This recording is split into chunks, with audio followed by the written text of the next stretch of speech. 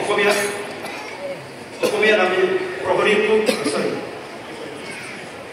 চেংগ্ৰেমা জোনাকী কোক যিটো জোনাকী বুলি কয় এন্ধাৰৰ মাজত এই সৰুকৈ যে তীৰবিলাকে অলপমান পোহৰ দেখুৱায় Now I will go to the third point, that's the last point that's very, very important. Time is also concerned. My teacher, because I will say so. Number one, the mission of the watchman. The whole prohori mission. Number two is the method of the mission of the watchman. The whole prohori niyam. And third thing is the message of the watchman. Three the whole prohori bani. What is it? He was